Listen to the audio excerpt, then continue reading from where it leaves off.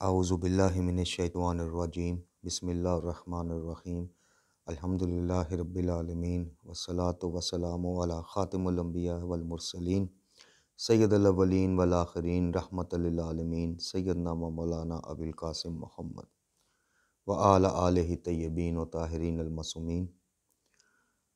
محترم سامعین و ناظرین، السلام علیکم۔ ایک دفعہ پھر تھوڑے گیپ کے بعد، بلکہ کافی گیپ کے بعد اپنی نئی ویڈیو کے ساتھ حاضر خدمت ہیں، اور نئی ویڈیو اپلوڈ ہونے میں تاخیر کی کئی وجوہات تھیں جن کی بابت معذرت خواہ ہیں۔ انشاءاللہ اب یہ سلسلہ جو ہے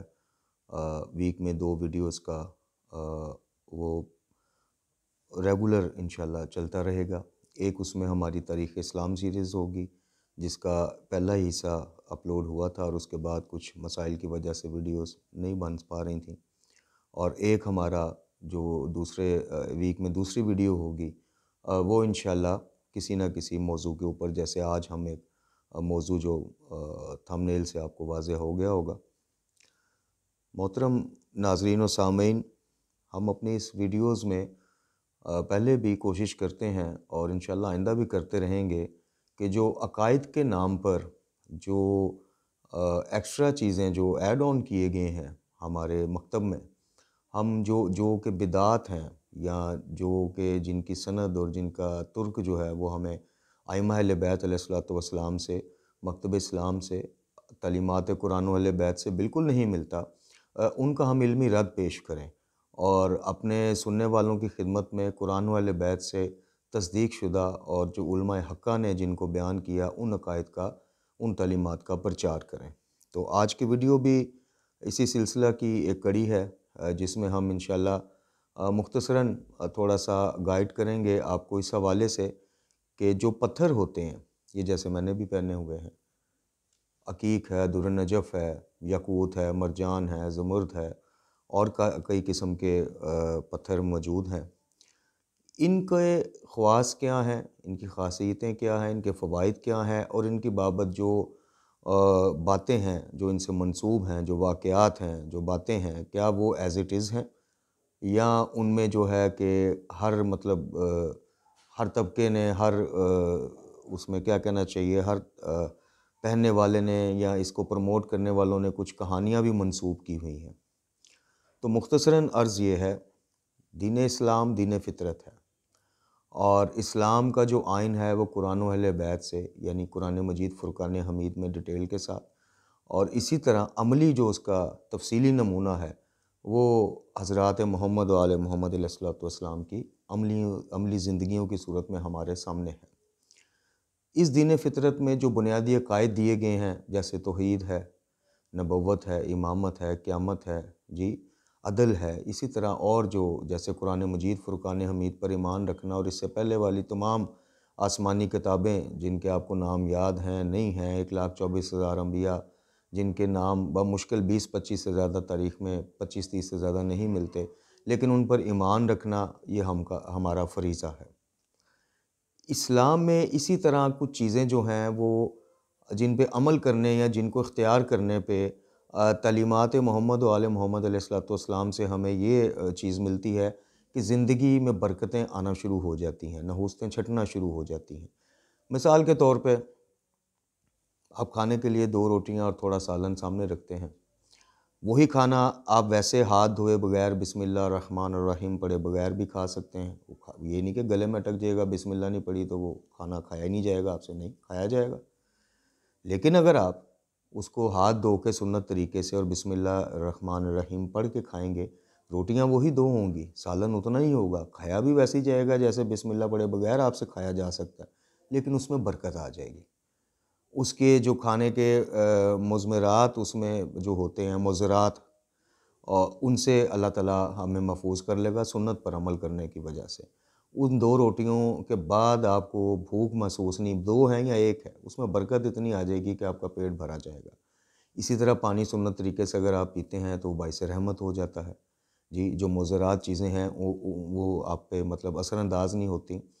تو میرے محترم ناظرین و سامعین، پتھروں کا جو پہننا ہے یہ تاریخ سے ثابت ہے کہ ہر انبیاء میں سے ہر کسی نے کوئی نہ کوئی پتھر پہننا ہے. جیسے رسالت مآب صلی اللہ علیہ وآلہ وسلم خاتم الانبیاء سرکار کے حوالے سے حقیق کا ملتا ہے کہ بہت پسند تھا، اور آپ کی ایک روایت بھی ملتی ہے کہ پتھروں میں پہلا پتھر ہے جس نے اللہ کی وحدانیت، میری نبوت کا اقرار کفار کے سامنے کیا تھا.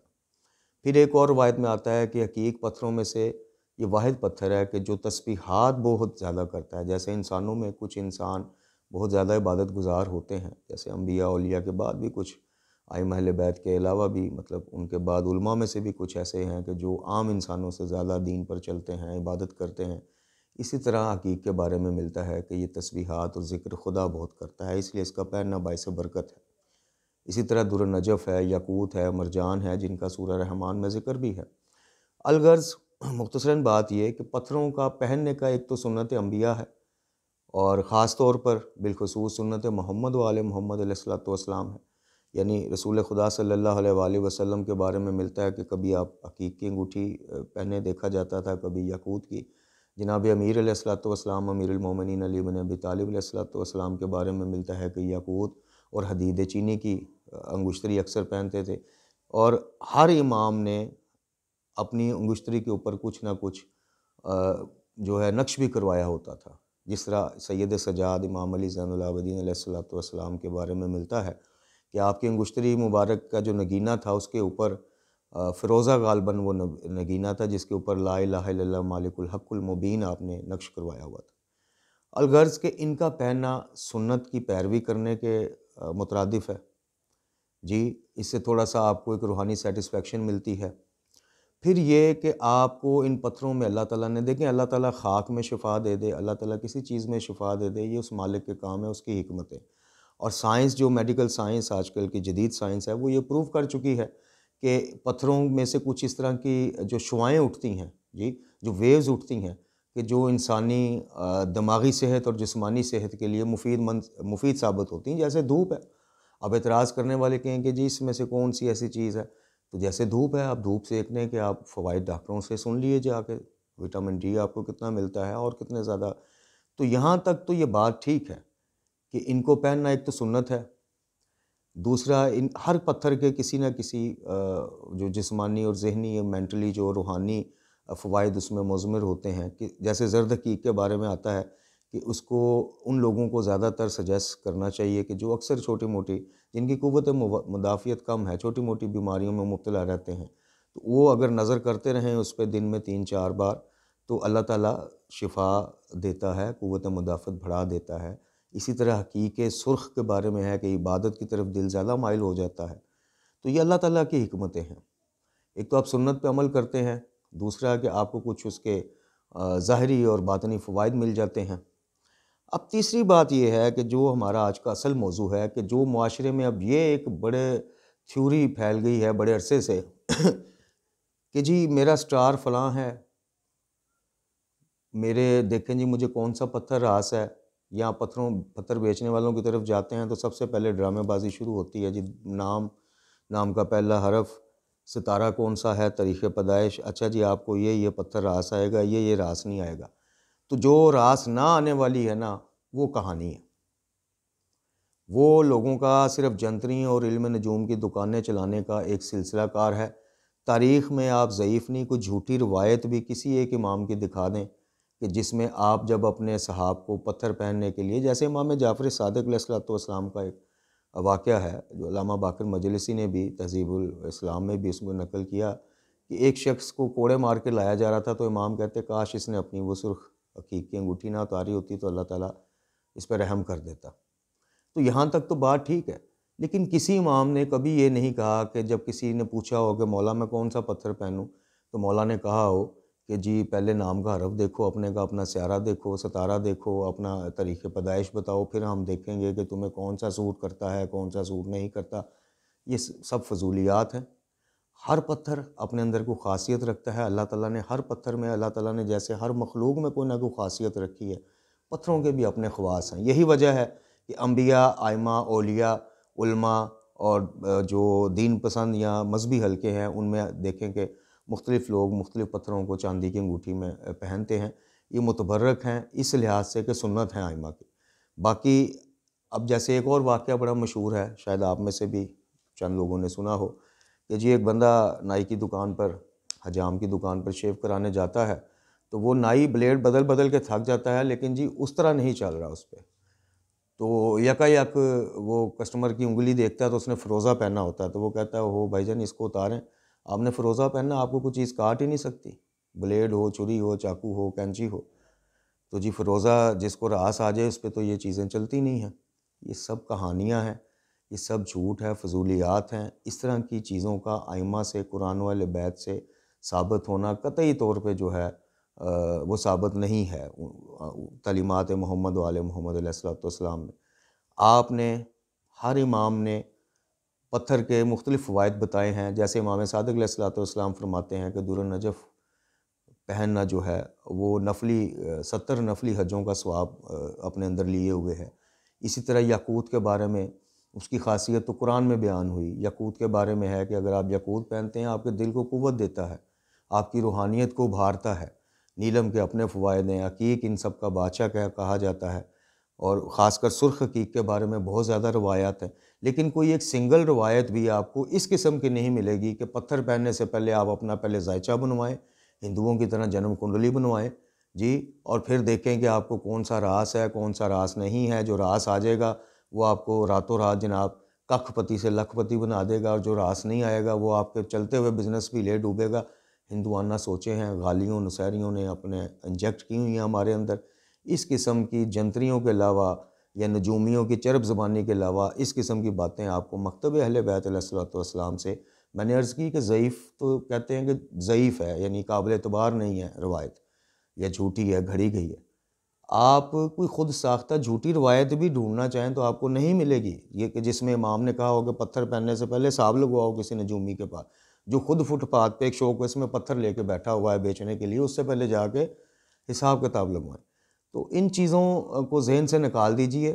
اور جنتریوں پہ اعتبار کرنے کی بجائے، جنتریاں خرید کے سارا سال اس کے مطابق پلان کرنے کی بجائے اپنا سفر، نکاح، آپ قرآن کی طرف آئیے۔ آپ قرآن مجید، فرقان حمید کو پورا سال اتنا ٹائم، ہم اگر ایک مہینہ اتنا ٹائم دے دیں جتنا ہم جنتریوں کو دیتے ہیں پورا سال، تو یقین کریں ہماری زندگیوں میں انقلاب آ جائے گا۔ مکتب اسلام اور مکتب اہل بیت علیہ الصلوۃ والسلام کی تعلیمات ہمیں سمجھ آ جائیں گی۔ تو پتھر لازمی پہنیے، سنت محمد و آل محمد علیہ الصلوۃ والسلام ہے، خاص کر حقیق، یاقوت، در النجف، یہ لازمی پہنیے۔ لیکن خدا کے واسطے ان کی سے متعلق جو عقائد ہندوانہ ہیں کہ جی یہ آپ کی روزی روٹی کا باعث بن جاتے ہیں، یا پتھر آپ کو رزق دیتے ہیں، یا فلاں کو اولاد نہیں ہو رہی تھی اس نے جی فلاں پتھر پہنا تو جناب اولاد ہو گئی، فلاں سڑک پہ سوتا تھا، یاقوت اس کو راس آیا تو وہ اوپر سے اوپر چلا گیا، جی فلاں بندے نے بغیر حساب لگائے پتھر پہن لیا اس کا فیروزے کا، اس کو راس نہیں تھا، تو جی وہ تو سیٹھ صاحب دنوں میں جناب فٹ پاتھ۔ اس طرح کی چیزوں سے بچیں۔ رزق دینے والا، روزی دینے والا، شفا دینے والا، زندگی موت دینے والا، آپ کی غربت کو امارت میں اور امارت کو غربت میں بدلنے والا اگر کوئی ہے تو صرف اللہ رب العزت ہے، دیتا وہ محمد و آل محمد علیہ الصلوۃ والسلام کے صدقہ اور وسیلہ سے ہے، ان کی نسبت سے چیزوں میں برکت دے دیتا ہے جی۔ اپنا لکھا ہوا بھی جو ہے جب ان کے صدقے سے ہم دعا اللہ سے مانگتے ہیں تو اللہ تعالیٰ، امام باقر علیہ الصلوۃ والسلام کا فرمان عالی شان ہے کہ دعا ان مصیبتوں کو تو ٹال ہی دیتی ہے کہ جو آپ کی طرف ابھی آنی ہوتی ہیں، لیکن ان مصیبتوں کو بھی ٹال دیتی ہے جو آپ کے لیے مقدر کی جا چکی ہوتی ہیں، یعنی لکھی جا چکی ہوتی ہیں۔ تو اللہ تعالیٰ سے، اللہ تعالیٰ کے بارے میں توحید کے قریب ہوئیے۔ محمد و آل محمد علیہ الصلوۃ والسلام کی ذات مقدسہ کا وسیلہ ہمیں کافی ہے۔ اس طرح کی چیزوں اور اس طرح کے عقائد کو اپنے ذہن، دماغ اور گھروں سے نکالیے۔ پتھر پہنیے، ضرور پہنیے، مگر ان کو رازق مالک سمجھ کے نہ پہنیے، اور نہ ہی اس ڈر سے کوئی پتھر آپ نہ پہننے کے جی مجھے راس نہیں ہے، جی فلاں صاحب نے کہا تھا کہ آپ کے سٹار کے حساب سے آپ کی اس طرح، یہ سب بکواسیات ہیں۔ ہر پتھر ہر امام میں سے کسی نہ کسی نے پہنا ہے، ہر کسی کے اپنے خواص ہیں، ان کو سنت سمجھ کے پہنیے۔ اللہ اللہ تو خیر صلی اللہ۔ آج کا پیغام یہ تھا کہ پتھر ضرور پہنیے، سنت ہے انبیاء کی، معصومین کی، لیکن اس سے ریلیٹڈ جو غلط قسم کے نظریات و قائد اس سے چمڑے ہوئے ہیں ان سے اپنی جان چھڑائیے۔ انشاءاللہ اپنی نیکسٹ جو ہماری ویڈیو ہوگی اس میں اسی طرح کے کسی اور موضوع کے متعلق جو ہے آپ سے گفتگو کی جائے گی، اور علمی رد پیش کیا جائے گا ان بدعات کا جو مکتبہ اسلام اور مکتبہ جعفریہ خاص کر جو کہ ان غالیوں نصیریوں نے مطلب ادھم مچایا ہوا ہے، ان کا علمی رد ہم انشاءاللہ پیش کرتے رہیں گے۔ پروردگار عالم سے دعا ہے کہ اللہ تعالی ہمیں دین مبین پر چلنے کی توفیق عطا فرمائے، تعلیمات قرآن و اہل بیت کو پڑھنے سمجھنے اور سب سے بڑھ کے یہ کہ اس پہ عمل کرنے کی توفیق عطا فرمائے۔ وما علینا الا البلاغ۔